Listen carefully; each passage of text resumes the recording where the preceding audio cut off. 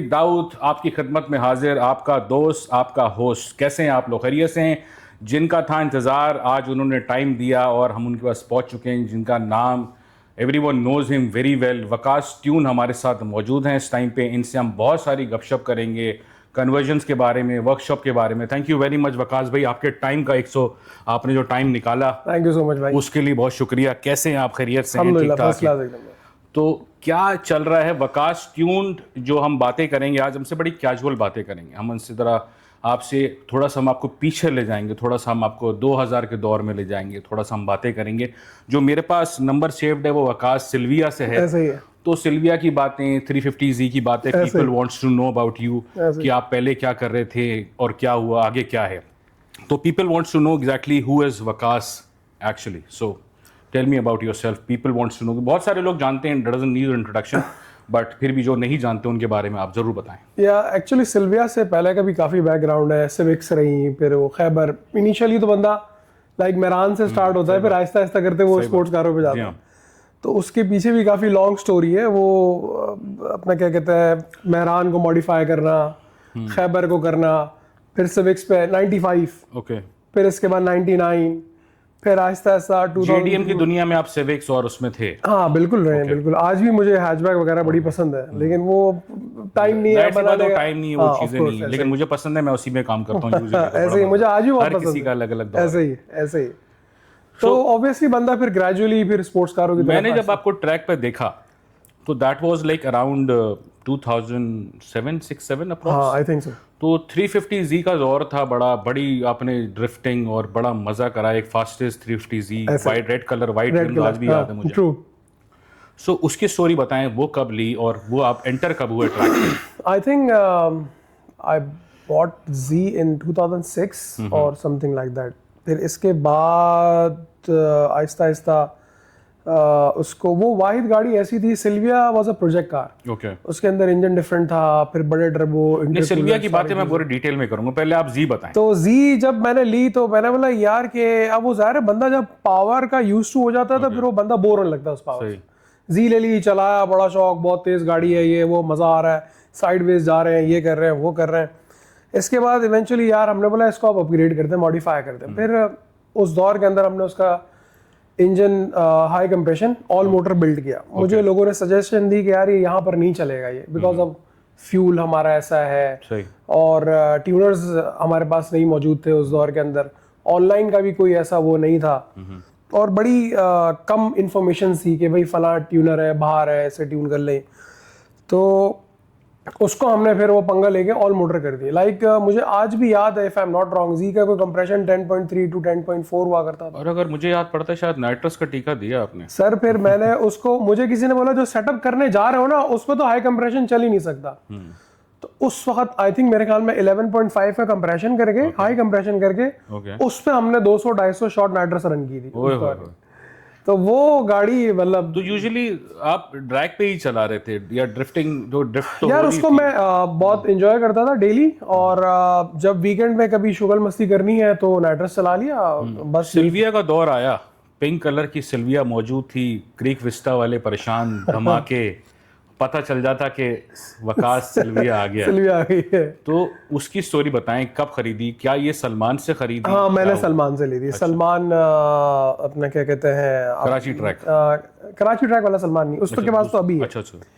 सलमान एक और दोस्त था नॉर्थ में, इसकी रिहाइश थी, तो उससे मैंने ये गाड़ी ली थी। सलमान से मैंने गाड़ी ली, फिर काफ़ी टाइम मेरे पास रही। और सलमान से जिस वक्त मैंने गाड़ी ली तो मुझे 2JP ही मिली। ओके। फिर इसके बाद उसको अपने तबीयत से आप क्लचेस, ट्रिपल ब्लेड क्लच और इंटरकूलर, इंजेक्टर्स, फिर उसकी ट्यूनिंग और सारी चीज़ें मामला पर हम उसके साथ एंगेज रहे गाड़ी के साथ। तो ये जो इतने खतरनाक धमाके थे, तो इस धमाकों के पीछे हमारा कौन सा ट्यूनर था और किसने आपको रेकमेंड किया था कि यार दे धमाके? यार देखें, मैं आपको ये बात बताऊं तो ये गाड़ी भी हमारा एक और दोस्त है सलमान, आप सब जानते होंगे, वो मेरे ख्याल में दुबई शिफ्ट हो गए, वो सलमान का दोस्त था। अच्छा।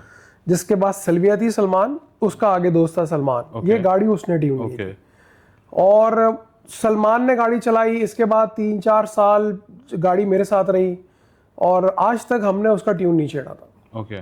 तो हम उसके अंदर हार्डवेयर की चेंजिंग करते रहे, एज इन सॉफ्टवेयर हमने उसके अंदर Software कुछ नहीं किया। कोई छेड़ा नहीं, कोई छेड़छाड़ी नहीं। तो ये धमाके जो शुरू से थे, पहले दिन से जी शुरू से ही थे, शुरू से। क्रीक विक्स्ट्रा पे जो स्पीड ब्रेकर बने, वो आपको पता नहीं कि आप ही की वजह से बने, जो दुनिया को पता है कि यार शुरू में जब हम भगाते थे, फराज भाई भी बोलते थे कि यार ये वकास ने मुझे स्पीड ब्रेकर 2-3 दफा फराज भाई ने बोला यार तूने हमारा ये ट्रैक ही पूरा खत्म करा दिया है और जो है ना तूने आगे तेरे चक्करों में तेरे स्पीड ब्रेकर बन गया। मैंने बोला फराज भाई बात ये है कि गाड़ी मेरे पास तो है, आपके पास ही माशाल्लाह सुपर है, उसकी भी कम आवाज नहीं। मतलब सिल्विया की तो बहुत मतलब जब तुम कराची क्रीक विस्टा पे देखते थे धमाके, तो रिबाउंड आवाज जो आती थी, बिल्कुल ऐसे अच्छे हिल जाते थे, बिल्कुल ऐसे ही। और फिर वो कंप्लेन होती थी, फिर वो डीएचए वाले आते थे, फिर आहिस्ता आहिस्ता स्पीड ब्रेकर बने ऐसे ही। और फिर वो सिल्विया का chapter Aahista Aahista I think 2012 मुझे एग्जैक्ट ईयर तो याद नहीं है, लेकिन मैंने काफी टाइम रखी वो गाड़ी। फिर वो कहाँ चले गई? फिर ये वाले सलमान के पास, फिर इसके बाद अपना जो कराची ट्रैक वाला सलमान है इसके पास चली गई, इसके पास चले गई और आज भी इसी के पास है।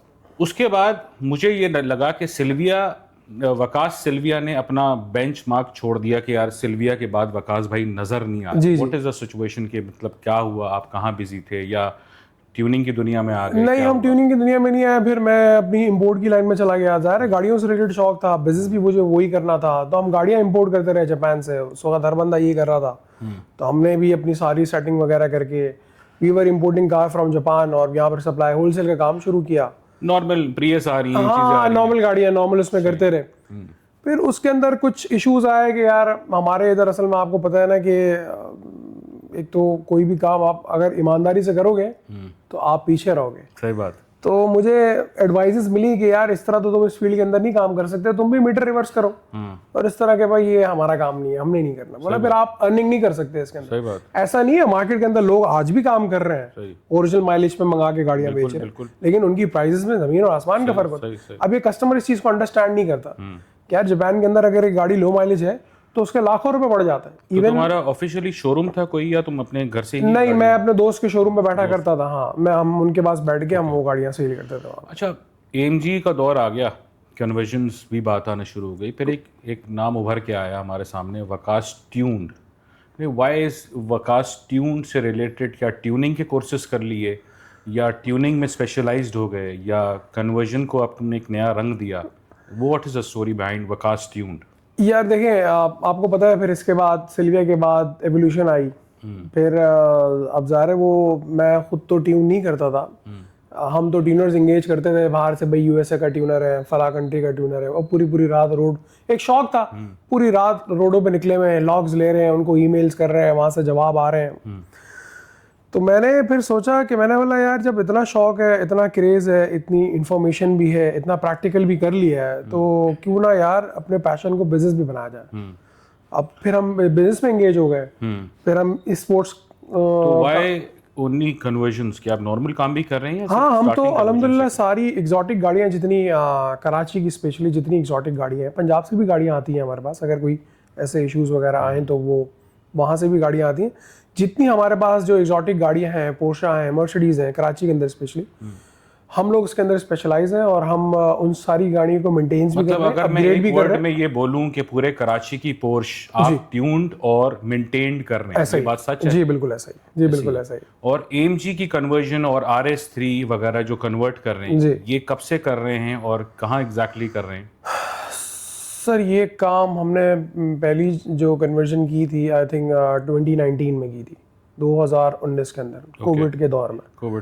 तो अब जब से चल रहा है, अब तो खैर पोजीशन वो नहीं है काम की, यार इतनी गाड़ियां बनी है, मल्टीपल वर्कशॉप से वो गाड़ियां बनाई हैं। हाँ, मल्टीपल वर्कशॉप से वो गाड़ियां बनाई हैं, तो ज़ाहिर है इतनी गाड़ियां बनी है तो वो कहाँ जाएंगी, फिर वो लोकली ट्रेड भी हो रही हैं। तो अब वो रुझान नहीं है जो पहले था, लेकिन 3-4 सालों में RS का दौर ज्यादा, ऑडी RS का दौर ज्यादा हो गया, आपको लग रहा है? RS3 भी देखें हर बंदा लाइक नहीं करता, उसका रीज़न ये है कि अब ये जो जितनी आने वाली जनरेशन है, मेजॉरिटी इसमें बच्चे हैं लेने वाले।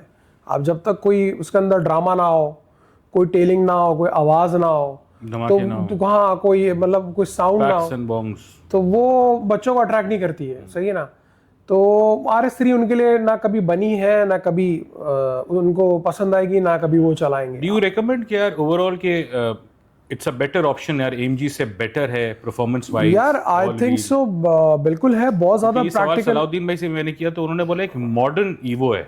ये मैं इनकी बात से 200% एग्री करता हूँ सलाउद्दीन भाई की, कि मॉडर्न ईवो आप कह लें, जैसे आपको वही सेम पावर्स मिल जाती हैं और आवाज़ उससे बहुत ज़्यादा बेहतर मिल जाती है।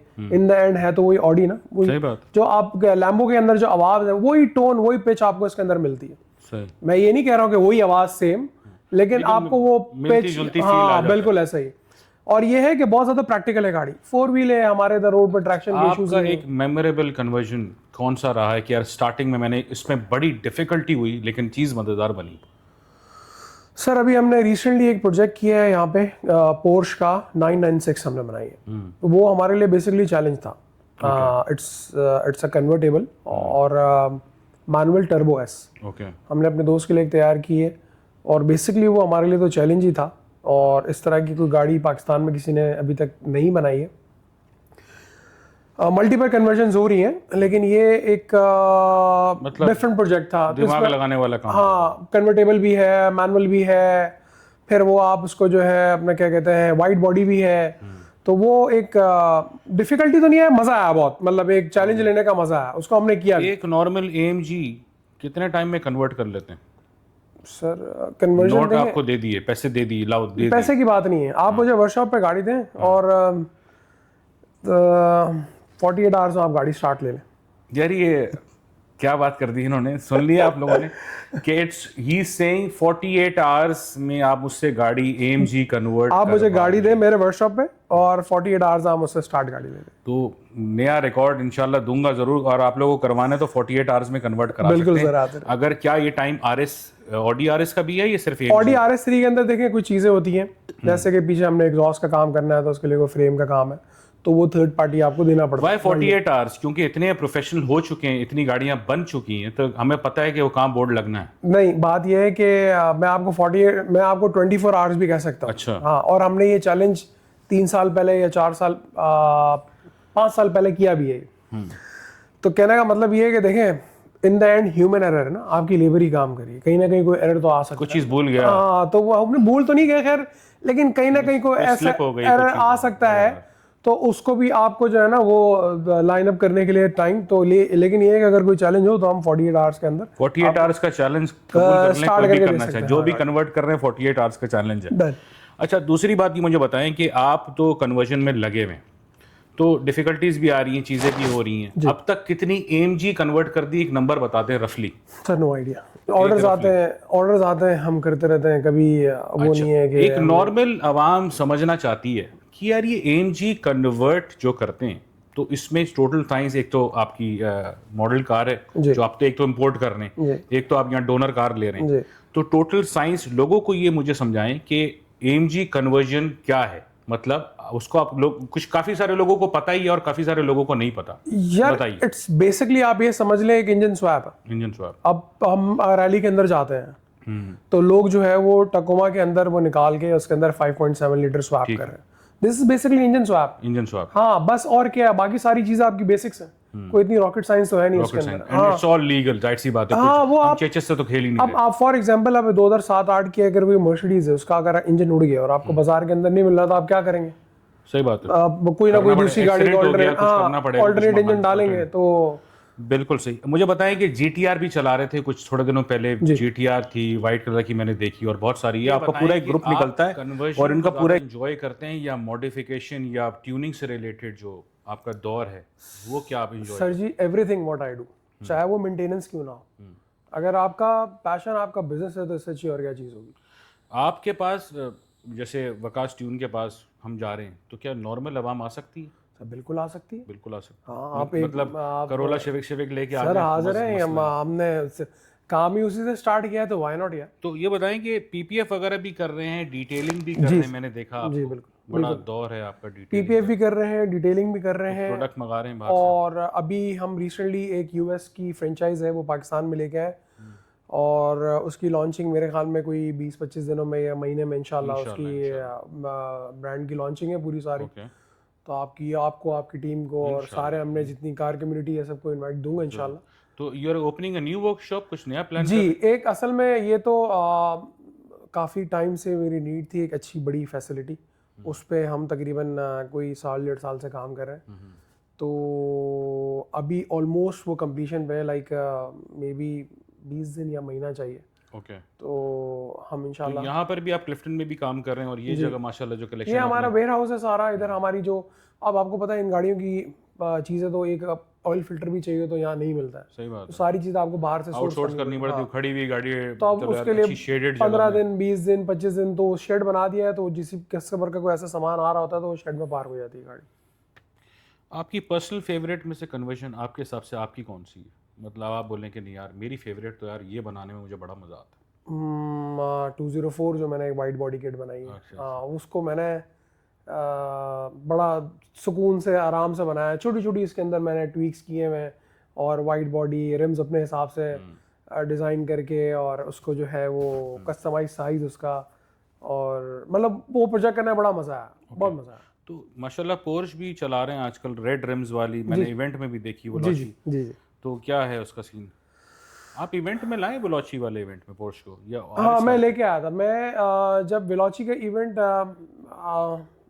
स्टार्ट होने से पहले एक दफ़ा नहीं उन्होंने हमें प्रैक्टिस रन्स एक वगैरह प्रैक्टिस रन किया था, तो हम उसमें शायद आप लाए थे। उसमें मैं लेके गया था। अच्छा, हाँ, उसमें लेके गया था, हमने काफ़ी इंजॉय किया था वहाँ पे। तो ये बताएं कि ओवरऑल बलौची में मज़ा आ रहा है, जगह बन गई है आपके लिए भगाने के लिए गाड़ियाँ, अब आपको सुकून मिला है, थोड़ा सा कुछ मज़ा बिल्कुल आ आ रहा रहा है। है, बिल्कुल इवेंट में नहीं आए आप 13 तारीख को, बड़ा आप लोग को मिस किया। देखें, मुझे सलाउद्दीन भाई का भी फ़ोन आया, मुझे ना इमाम भाई का भी फ़ोन आया, लेकिन मैं असल में ट्रैवलिंग थी मेरी, मुझे बताया था। और फिर वो जिस दिन इवेंट था बस उसी दिन मैं पहुंचा था। फिर भी मैंने वो गाड़ी वाड़ी रेडी रखी हुई थी अच्छा, और तैयारी की मतलब जाने की पूरी प्रिपरेशन थी मेरी। RS3 दोबारा लेके आ रहे थे? RS3 नहीं, इस दफा दूसरी गाड़ी लेके आ रहा था, लेकिन बस वो थोड़ी तबीयत मेरी आपके डाउन थी लास्ट तो इवेंट में भी बड़ा अच्छे नंबर्स आए हैं जी, जी। आपके, तो RS के क्या तासुरात हैं, क्या सीन है, कैसी चल रही है, और तेज कर रहे हैं? लास्ट इवेंट पे हमने RS3 चलाई थी और उस पे फर्स्ट पोजीशन आई थी अल्हम्दुलिल्लाह। अच्छा, तो नहीं, उसको और तेज तो नहीं कर रहे, बस वो जितनी है मोर देन इनफ है कराची टफ के रोडों के टाइम लिए। किसको दे रहे हैं या टफ टाइम किससे ले रहे हैं? सर सब आसपास है, जितनी आसपास RS3 बनी हुई है सब आसपास है, कोई एक आध गाड़ी आगे एक आध गाड़ी पीछे है, सब में वही मॉडिफिकेशंस है। मेजॉरिटी ऑलमोस्ट सारी हाँ, चीजें। सब आसपास है, ऐसा नहीं है कि किसी की RS3 बहुत ज्यादा तेज है, बहुत सब आसपास ही फाइट कर रहे हैं और अच्छा हेल्दी तो कंपटीशन। अभी एक दोबारा इवेंट होने वाले हैं, उसमें आप इंशाल्लाह ज़रूर आएगा, इंशाल्लाह प्लान भी कर रहे हैं, बहुत सारी चीज़ें होने वाली हैं। और मुझे बताएं कि अपने बारे में कि यूजुअली डेली में क्या रखा हुआ है, हैंग आउट क्या करते हैं आजकल? बड़े मैंने देखा है पैडल खेल रहे हैं आप, कभी ये जा एक रहे हैं, हमारे कभी इधर तो यही एक एक्टिविटी है, आपको पता है, मतलब लाहौर इस्लामाबाद में होते हैं तो आपको पता है वो तो फिर आप पहाड़ों पे निकल जाए ड्राइव करने के लिए हर थोड़े किलोमीटर पाकिस्तान से मतलब अगर if you live in Islamabad Lahore ना, तो यू हैव ऑप्शन कि यार गाड़ी स्टार्ट करी चलो यार हाँ, माउंटेन थोड़ा सा एरिया ऊपर चले चले गए गए, फैमिली